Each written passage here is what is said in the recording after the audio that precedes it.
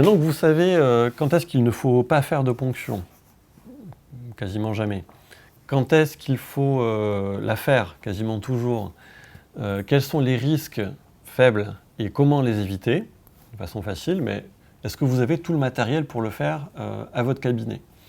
Bien, la réponse est que oui, vous avez en fait déjà tout à votre cabinet de médecine générale. On n'a pas besoin d'anesthésiant. Donc il vous faut une paire de gants stériles. Alors, ce n'est pas obligatoire si vous vous lavez bien les mains et que avec du savon puis du gel hydroalcoolique et que vous désinfectez bien le site opératoire, les gants stériles ne sont pas obligatoires, ne sont pas nécessaires. Un masque chirurgical parce que, et ça j'ai oublié de vous le dire juste avant, mais la plupart des contaminations d'arthrite septique, donc c'est Staphylococcus aureus, mais sur les arthrites septiques iatrogènes, c'est aussi très souvent des germes plutôt oropharyngés, donc du streptocoque, du mycoplasma pneumoniae, des germes comme ça. Et donc en fait, la plupart des contaminations ne viennent pas de souillures de vos mains, mais de souillures plutôt de vos voies respiratoires.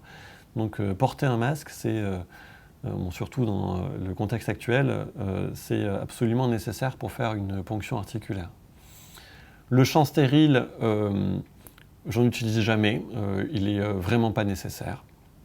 Il vous faut une solution antiseptique classique. Donc moi j'utilise du Septéal, de la chlorhexidine. Vous pouvez aussi utiliser de la bétadine si vous le voulez. Quelques compresses, une aiguille verte de 5 cm, quelques seringues de 10 ml pour faire la ponction. En termes de tubes, vous demandez à votre laboratoire habituel. Ils vous donneront soit des tubes pour analyse bactériologique, donc c'est les tubes à bouchon rouge, soit des tubes à billes à l'intérieur pour éviter la coagulation s'il y a un peu de sang dans le liquide. L'un ou l'autre sont très bien, puis après il vous faut juste un pansement. Donc en fait, vous avez absolument tout au cabinet. Les gants stériles, je vous dis, c'est bien si vous les avez. Il faut toujours avoir quelques paires au cabinet, mais ce n'est pas forcément obligatoire. Le masque, par contre, est vraiment obligatoire. Et les aiguilles vertes, vous en avez également au cabinet. Donc voilà. Pas d'anesthésie pour une ponction articulaire, notamment pour une ponction de genou. Ça ne sert absolument à rien. Voilà. Alors comment coter une ponction articulaire? Si vous n'étiez pas déjà convaincu de la nécessité de réaliser ces ponctions articulaires, sachez également que la Sécurité sociale a prévu donc, un tarif pour ces ponctions articulaires. Donc c'est un acte CCM, vous ne pouvez pas cumuler cet acte-là en plus de votre consultation, donc vous ne cotez que l'acte CCAM.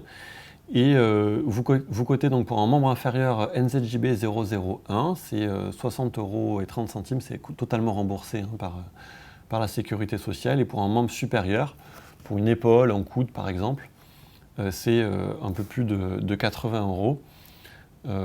Voilà, c'est une façon aussi de favoriser le bon déroulement des soins et les bonnes pratiques par la Sécurité sociale. Je pense que ça méritait quand même d'être mentionné. Alors dans l'écrasante majorité des cas, vous êtes confronté à un gonflement du genou. On ne va pas se mentir, pour un gonflement en dehors d'un genou, notamment une hanche, un poignet, une cheville, il est quand même préférable d'adresser le patient à un rhumatologue si possible. Mais pour un genou, vraiment, vous pouvez réaliser les ponctions vous-même. Alors, il faut que le patient soit sur le dos, le genou en extension, avec un coussin éventuellement ou une serviette sous le genou si l'épanchement est important et que le patient est en flessum, pour qu'il soit un peu plus confortable. Vous allez vous positionner par voie externe. Donc, vous piquez toujours par voie externe. Donc, vous êtes à gauche de votre patient si c'est le genou gauche et vous êtes à droite de votre patient si c'est le genou droit. Donc le patient est allongé sur le dos, vous repérez le bord supéro-externe de la patella, donc comme on peut le voir ici. Donc vous avez le bord externe du genou ici avec la fibula et le tibia. Et vous prenez le bord supéro-externe de la patella, vous venez pousser la patella vers vous pour le repérer. Et globalement, vous piquez tout droit 1 centimètre en dessous de cette patella. Donc c'est tout facile, comme ça vous voyez sur une vue axiale. Donc vous avez, donc là c'est par voie médiale, mais vous piquerez plutôt par voie latérale. Et vous prenez vraiment le bord supéro-externe de la patella et vous piquez 1 centimètre en dessous. Il est quand même assez difficile de se rater sur une ponction de genou. Si vous n'y arrivez pas, vous repiquez parfois un peu plus bas ou en reprenant vos repères.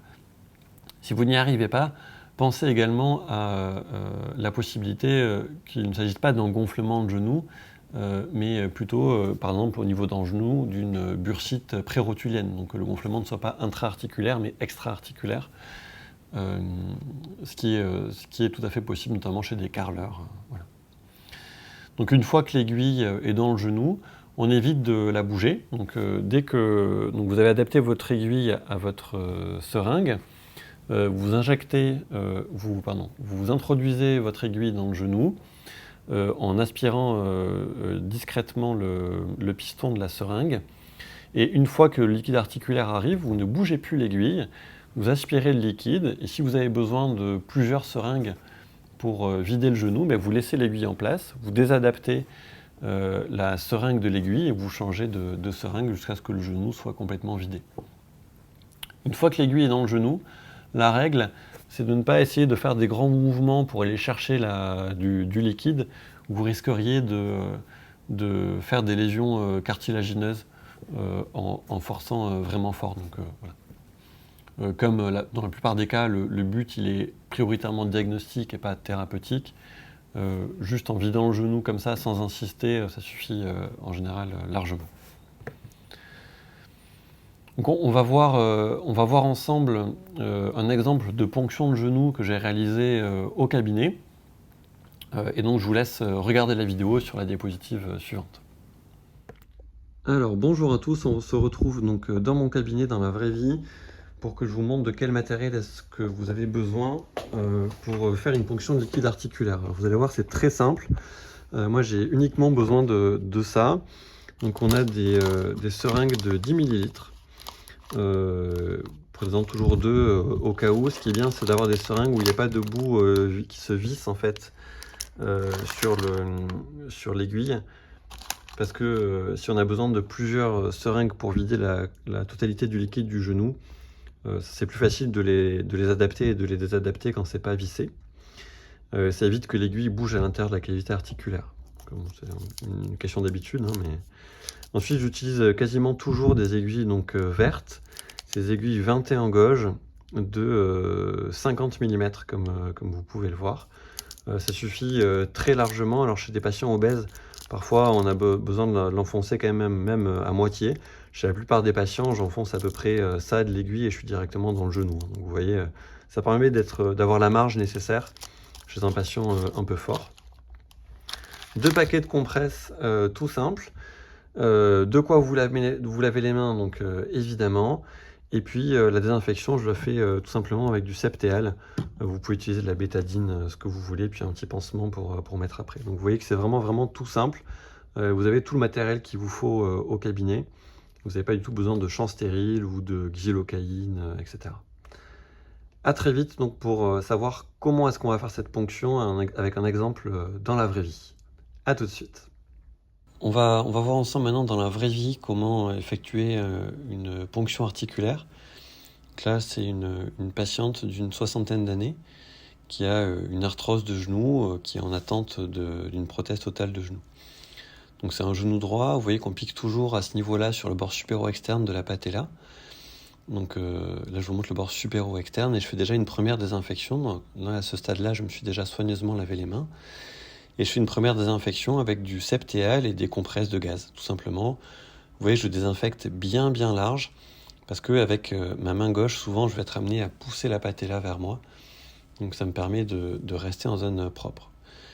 Donc vous voyez que là, je repère la patella avec ma main droite, je la pousse vers moi avec mon index, et je repère le bord supéro-externe de la patella. Et là, avec mon pouce, je vous montre 1 cm en dessous, donc c'est là où on va piquer, là où je vous montre avec mon index. Donc vous ramenez la patella avec votre index et vous repérez le bord supéro-externe et vous piquez 1 cm en dessous, comme je viens de vous montrer.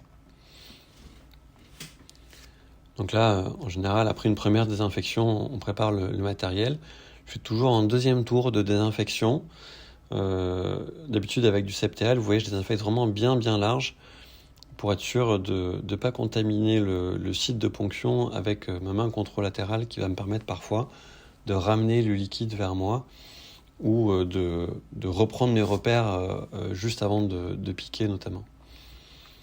Donc là, je suis en train de préparer des compresses avec du septéal ou un autre désinfectant, peu importe, une seringue de 10 ml, une aiguille de 50 mm, une aiguille verte que je suis en train de vous montrer. Alors vous voyez, la façon de tenir l'aiguille là, elle n'est pas anodine. Et donc là, avec ma main gauche, je viens ramener la patella vers moi. Donc on voit le bord supérieur externe de la patella ici, et je vais piquer 1 cm en dessous, donc j'y vais, je préviens la patiente, et là, vous voyez que j'enfonce à peine 1 cm. Là, il y a un tout petit peu de sang qui vient. C'est très souvent le cas quand on passe la capsule articulaire.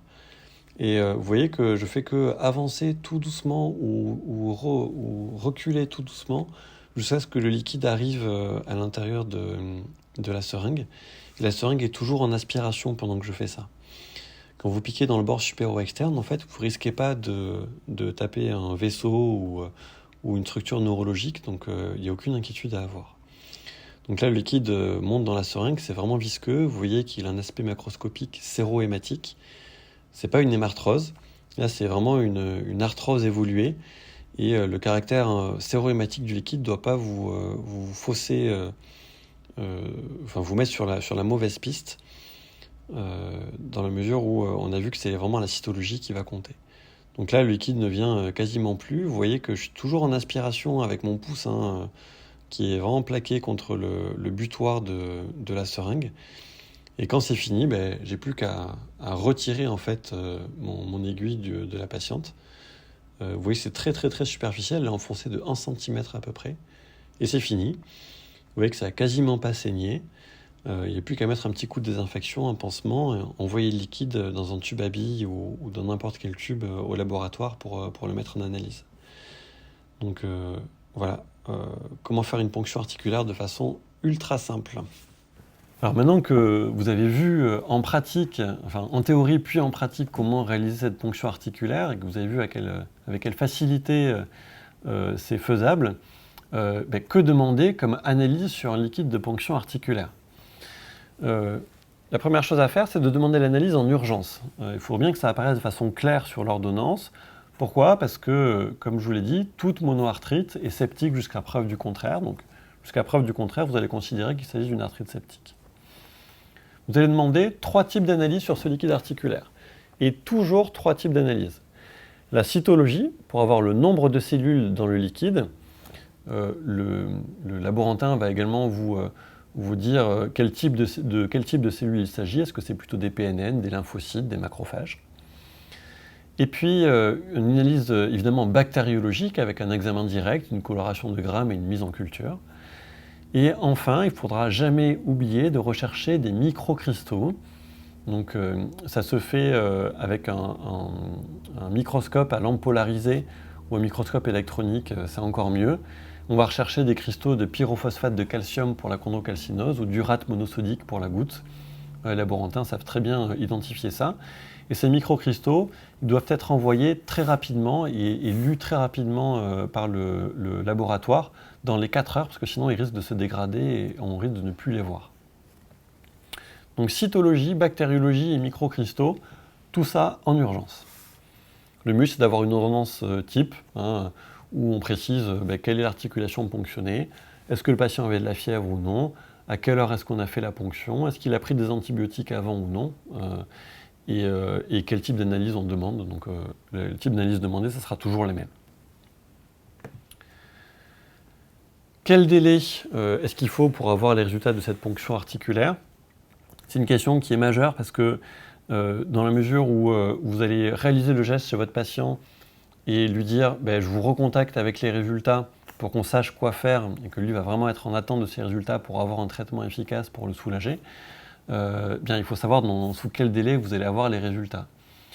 Globalement, la cytologie, l'examen direct et les microcristaux, moi je les ai toujours dans la demi-journée. Si vous ne les avez pas dans la demi-journée, vous appelez le laboratoire et ils vous le font.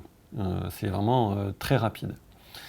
La culture, ça dépend du délai de mise en culture des laboratoires. En général, on a le résultat d'une première culture vers J4, J5, puis une deuxième culture plus tardive vers J15. Ce qui élimine définitivement une arthrite septique, c'est la culture négative. Il arrive parfois qu'on ait des arthrites septiques avec un examen direct négatif et une mise en culture positive. Donc voilà, ce qui élimine l'arthrite septique, c'est vraiment la culture négative. Donc vous voyez que c'est très rapide. En fait, si vous voyez un patient le matin, vous ponctionnez le genou, le soir vous avez les résultats. Vous pouvez le revoir le lendemain matin ou lui envoyer une ordonnance avec le traitement adéquat si le liquide est mécanique, inflammatoire, ou comme on va le voir dans peu de temps.